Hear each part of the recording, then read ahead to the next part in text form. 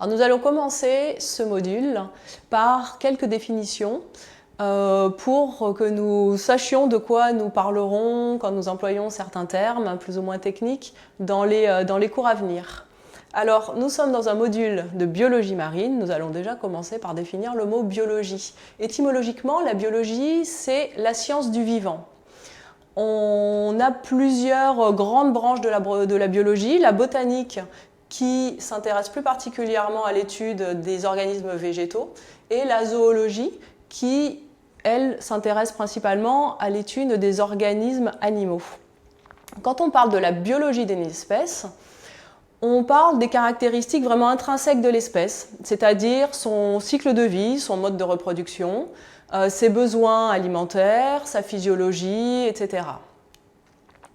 Maintenant, quand on veut s'intéresser d'une façon plus large à une espèce, quand on veut s'intéresser à ses besoins en milieu de vie, à ses interactions avec les autres espèces présentes dans le milieu, là, on s'intéresse à l'écologie d'une espèce. Étymologiquement, écologie, c'est la science de la maison, donc de l'environnement dans lequel on est. Alors c'est un terme qui est très largement utilisé dans différents domaines, y compris dans un domaine plus politique associé à de la protection de la nature. D'une façon à la base, écologie, c'est une science.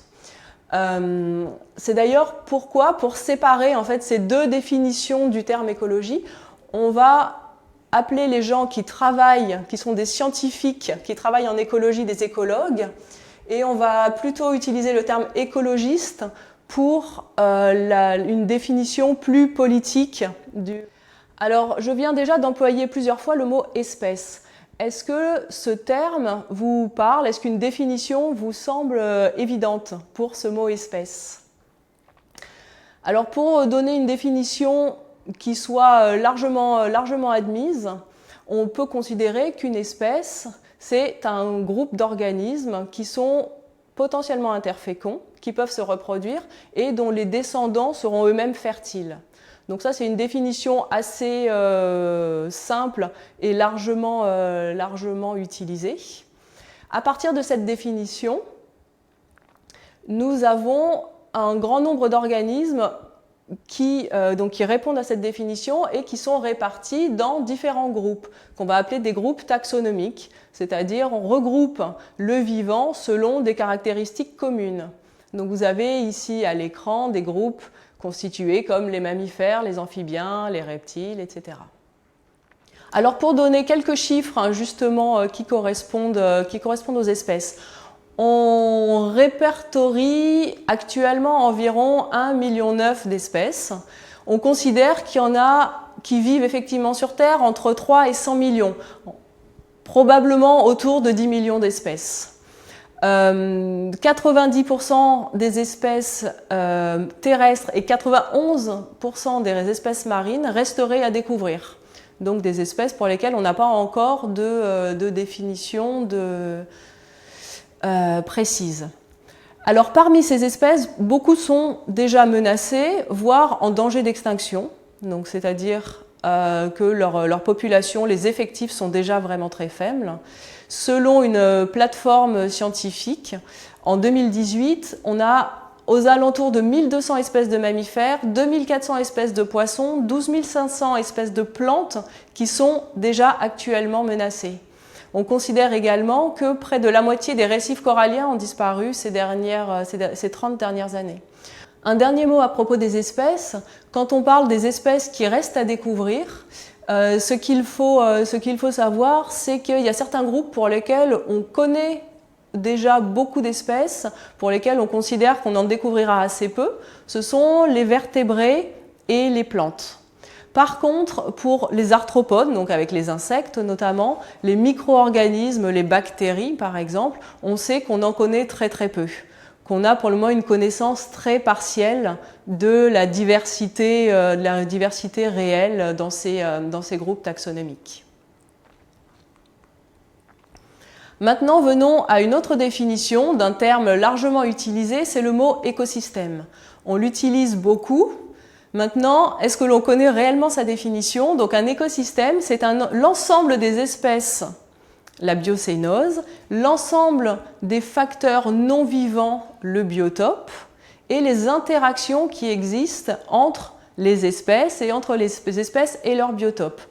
Donc un écosystème, c'est à un lieu donné l'ensemble des espèces et des caractéristiques physiques du biotope. Passons maintenant à la définition du terme biodiversité. Donc là encore une fois, nous sommes sur un terme dont on parle beaucoup, sans en mesurer toujours tous les enjeux. Alors on considère qu'il y a 3 niveaux de biodiversité.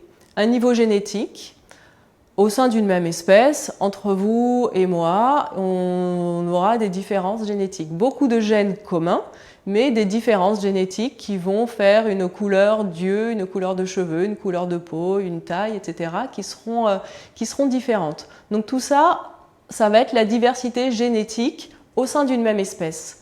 Nous avons ensuite la diversité spécifique. Alors spécifique, il faut la comprendre comme diversité en espèces, en nombre d'espèces. Donc c'est tout simplement le nombre d'espèces répertoriées, soit au niveau terrestre, soit dans un milieu donné.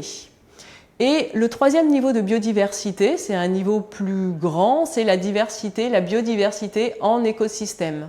Donc là, on passe encore sur une échelle supérieure. Donc voilà, retenir que la biodiversité, c'est un terme qui recouvre des concepts très très larges de diversité génétique en espèces et en écosystèmes. Alors justement, puisqu'on évoque à nouveau les écosystèmes, voilà quelques notions de fonctionnement des écosystèmes via la chaîne alimentaire. Alors chaîne alimentaire, on est là encore une fois sur un terme que l'on emploie beaucoup. On peut parler de chaîne alimentaire ou de chaîne trophique. La définition sera la même. D'une façon générale, les chaînes alimentaires commencent par des organismes producteurs, donc des organismes qui se nourrissent de ce qu'ils trouvent dans leur milieu, à savoir des minéraux, du CO2 notamment, du phosphore, de l'azote, etc., sous forme minérale, et qui, grâce à l'énergie lumineuse, vont transformer ces éléments minéraux, grâce à l'énergie lumineuse et à la photosynthèse, à les transformer en sucre et en différents tissus qui les composent. Donc ces organismes photosynthétiques, ce sont les algues, les plantes notamment, certaines bactéries. Donc en voilà quelques exemples de plantes à fleurs, d'algues avec la monnaie de Poséidon ou de phytoplancton ici avec une photographie au microscope.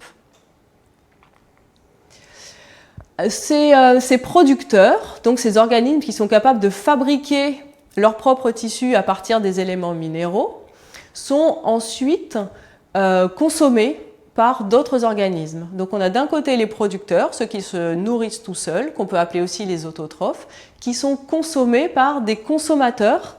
Donc par opposition, les consommateurs, on va les appeler des hétérotrophes, parce qu'ils se nourrissent de quelque chose qu'ils n'ont pas produit eux-mêmes, mais qui a été produit par d'autres organismes.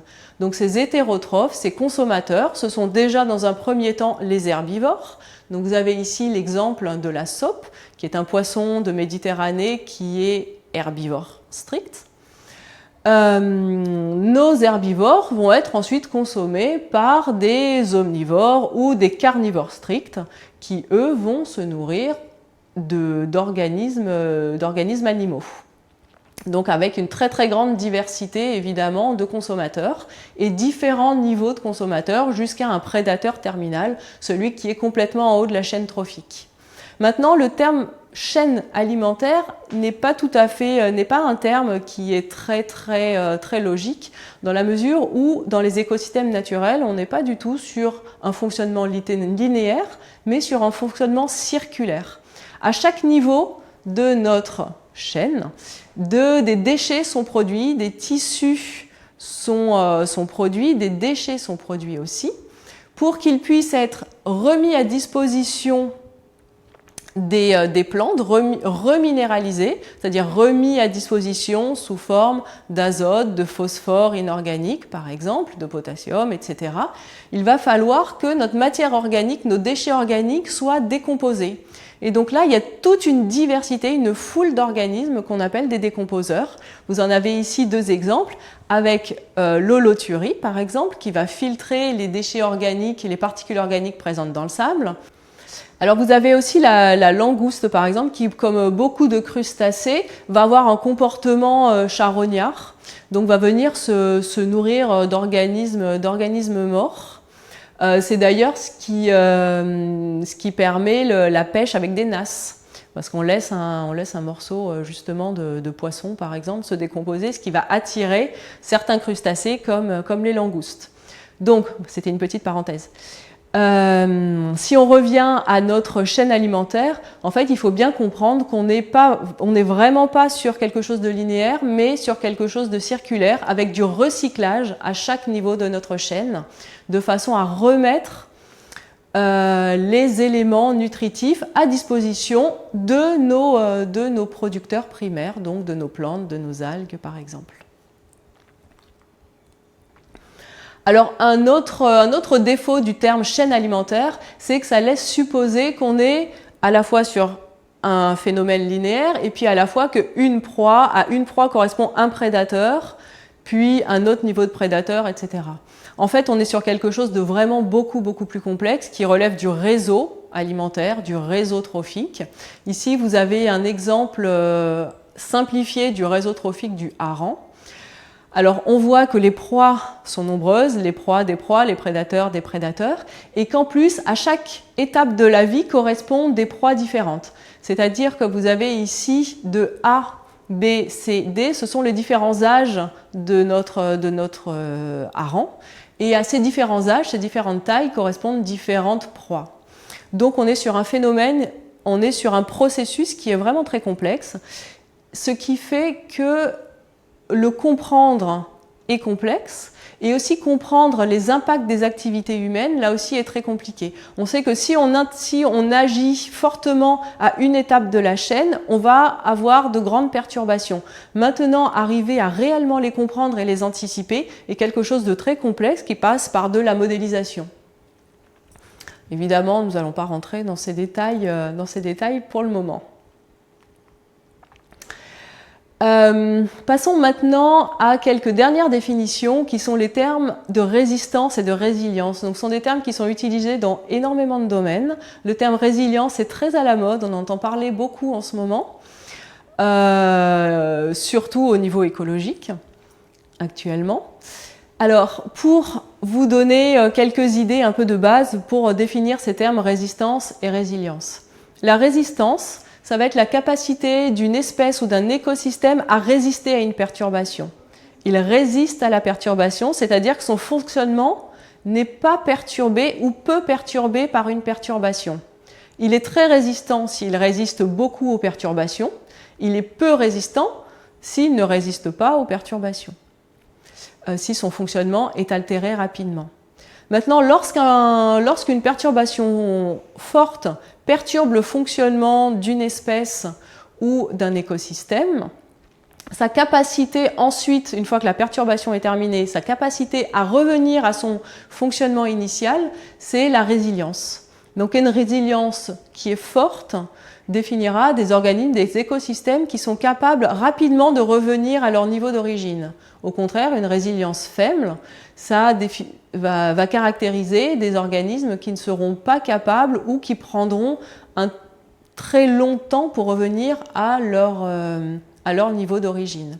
Par exemple, si on regarde pour les poissons, on associe une résilience en fait aux différentes espèces. C'est tout simplement le temps de doublement de la population.